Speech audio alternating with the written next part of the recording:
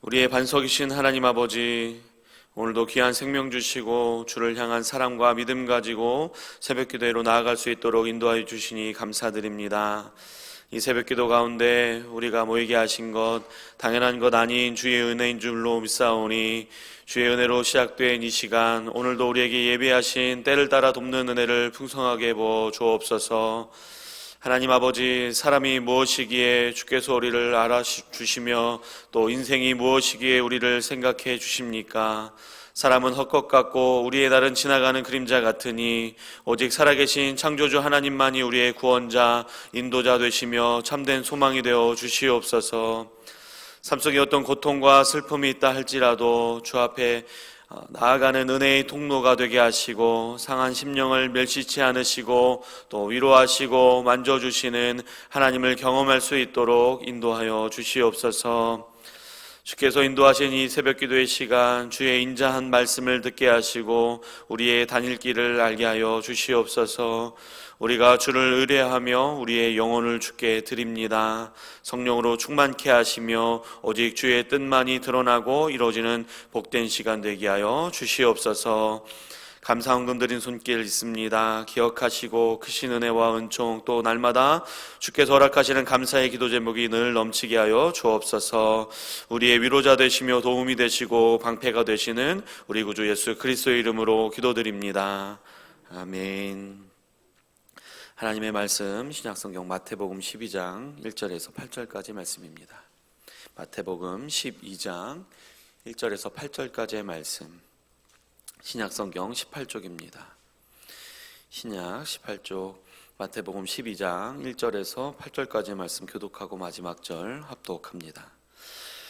그때 예수께서 안식일에 밀밭 사이로 가실새 제자들이 시장하여 이삭을 잘라 먹으니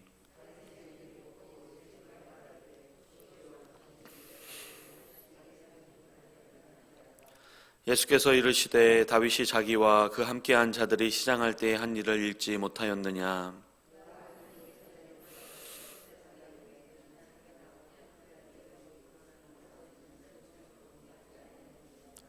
또 안식일에 제사장들이 성전 안에서 안식을 범하여도 죄가 없음을 너희가 율법에서 읽지 못하였느냐?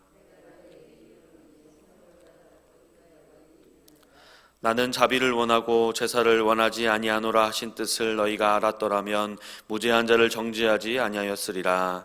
인자는 안식일의 주인이니라 하시니라. 아멘. 오늘도 새벽기도에 잘 나오셨습니다. 하나님께 말씀 듣고 기도하며 크신 은혜와 은총이 이 하루도 넘치시기를 주님의 이름으로 축복합니다. 오늘 본문은 어제 살펴봤었던 수고하고 무거운 짐진 자들을 향하여 참된 심으로 초청하시는 예수님의 말씀 이후에 이어지는 안식일 논쟁을 기록하고 있습니다.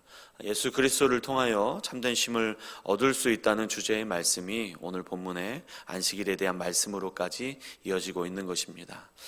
특별히 바리새인들의 무지함과 어리석음, 그로 인한 무거운 짐을 지고 정작 안식일을 통해 얻어야 하는 안식일을 놓치고 헛된 수고를 하고 또 다른 사람들을 판단하고 정죄하고 있는 자들을 향하여서 안식일의 주인이신 예수 그리스도께서 자신이 참된 안식 되심을 드러내주고 계신 그런 말씀이 되겠습니다.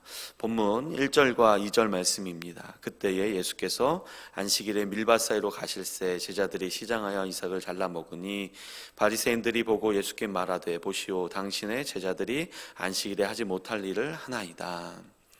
오늘 본문의 문제의 발단은 안식일에 예수님과 제자들이 밀밭 사이로 지나가실 때 일어났습니다. 그때 마침 제자들이 배가 고팠고 밀밭에 남아있던 그 이삭을 잘라 먹었습니다. 평행 본문 누가복음 6장에서는 이삭을 잘라 비벼서 먹었다라고 더 자세히 기록하고 있는데, 이것이 바리새인들 눈에는 제자들이 추수 행위를 한 것이고 또 탈곡 행위를 한 것으로 보였기 때문에 안식일에 해서는 안 되는 일을 한 것으로 판단이 되었던 것입니다. 당시 바리새인들은 미시나라고 불리는 구전율법을 따르고 있었는데 안식일에 관한 법으로 39개의 세부 조항이 있었다고 합니다. 그래서 안식일에 이 밀밭에 이삭을 잘라 비벼 먹은 예수님의 제자들의 행동은 바리새인들이 따르고 있던 이 39개의 안식일 법 조항 중에서 여러 개의 조항 중에 걸리는 그런 범법 행위였던 것입니다. 그러면 잘못한 예수님의 제자들을 향하여서 비난을 해야 하는 게 맞죠. 근데 바리새인들의 비난의 화살은 스승인 예수님을 향하고 있습니다. 이런 바리새인들의 행동을 통해 우리는 먼저 그들이 어떤 생각과 의도를 가지고 예수님의 곁에서 머무르고 있었는지를 짐작할 수가 있습니다. 분명 바리새인들도 예수님의 제자들처럼 예수님을 따르고 그렇게 예수님 곁에서 있었습니다. 그러면서 예수님의 말씀도 듣고 예수님이 행하시는 여러 가지 권능도 목격을 했을 것입니다. 하지만 어제 예수님께서 책망하셨던 갈릴리의 이 세 도시들처럼 예수님을 믿지 않고 회개하지 않았던 것입니다. 여전히 자신들의 조상들로부터 내려오는 이 구전 율법을 따라 그 율법을 어떻게 해서든지 지켜야만 구원받은 하나님의 백성들이 되는 것처럼 여기면서 같은 이 이스라엘 사람들에게 무거운 짐을 짊어지게 했던 사람들이 바로 바리새인들이었습니다. 이들의 문제가 무엇이었겠습니까? 어제도 나눴었던 것처럼 회개하지 않는 자들의 특징인 교만이었습니다.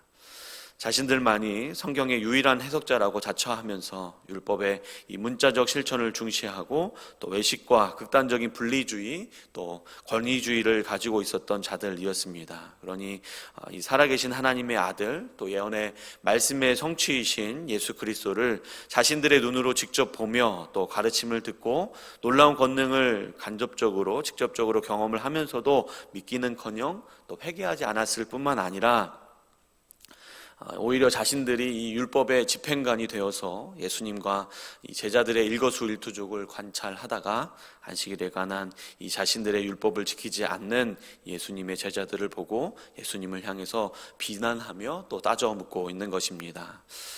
그래서 예수님은 우리가 잘 아시는 것처럼 이런 바리새인들을 향해서 독사의 자식들, 또 맹인, 외식하는 자 등으로 부르시면서 아주 강도 높게 질책하셨습니다.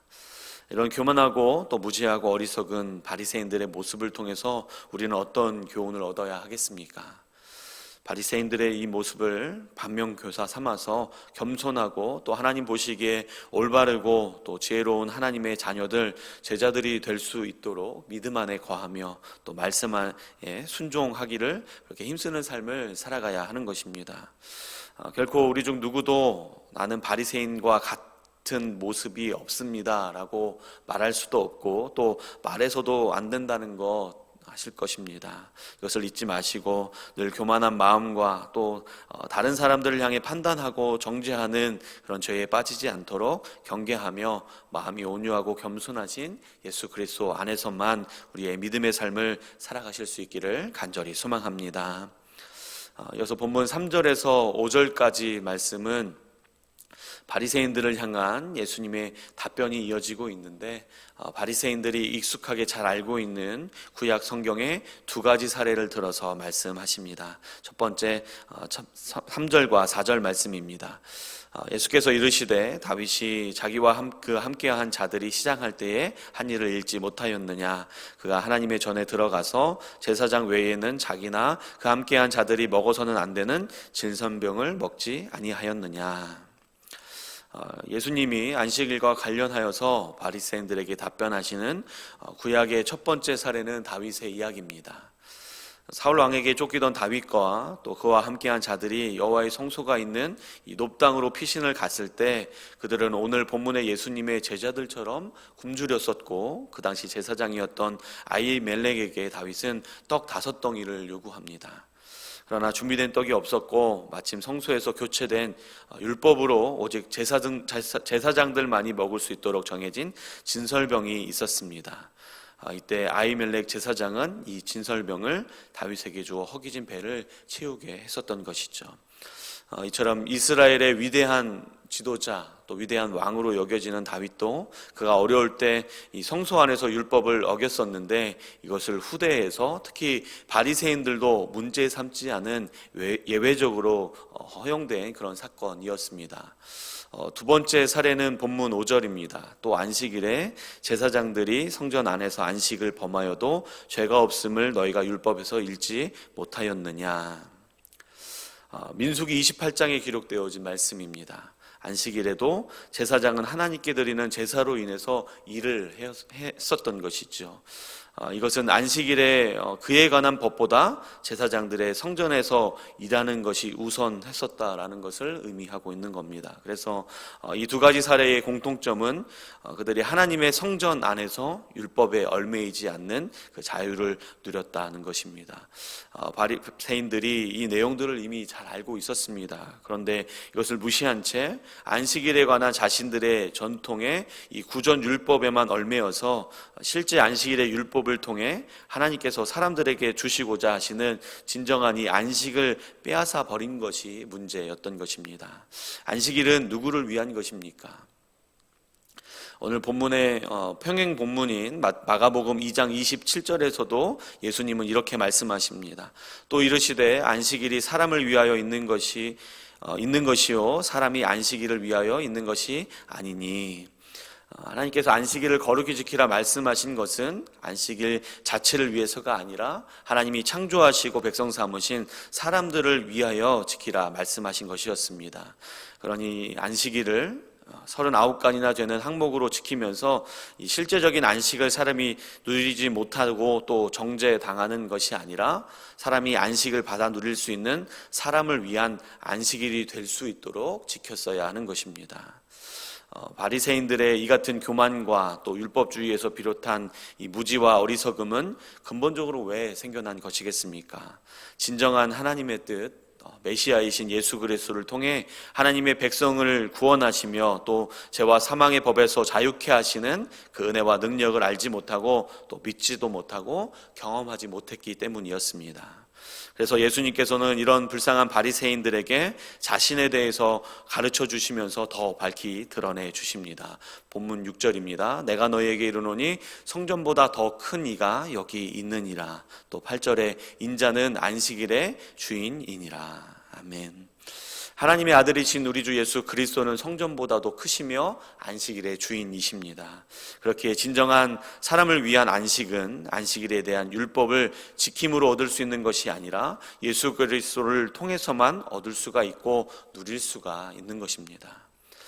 우리는 신앙의 연수가 더해져 갈수록 또 성경적 지식이 늘어갈수록 잘못하면 우리의 판단과 해석으로 인간적인 기준이 생기고 또 행위로서 무언가를 드러내고 이루려고 하는 그런 유혹과 시험을 받을 수가 있습니다. 그러나 그런 것들을 통해서는 우리가 하나님께서 우리에게 주시고자 하는 어떤 유익도 얻을 수가 없다는 그것을 기억하시고 오직 예수 그리스도를 알고 믿음으로 예수 그리스도 안에서만 하나님께서 허락하신 이 참된 안식과 또 구원과 모든 은혜와 축복을 풍성히 받아 누리시며 경험케 되실 수 있기를 주님의 이름으로 축복합니다. 함께 기도하시겠습니다. 오늘 기도 제목 내신 두 가정 위해서 기도합니다. 모영숙 권사님 주를 섬기며 기도하는 가정, 또 가족 건강과 축복, 믿음 생활을 위해서 기도해 주시고 또 곽영애 집사님 가족들 건강 감사하며 기도하는 삶, 믿음 생활 잘 할 수 있도록 기도해 주시기를 바랍니다. 이어서 각자 가지고 나오신 기도 제목과 또 우리 교회와 또 집중 신방과 오늘 저녁 온 가족 기도회를 위해서 또 토요일 초등부 겨울 성경학교를 위해서 또 이 나라를 위해서 함께 기도하며 나아가겠습니다.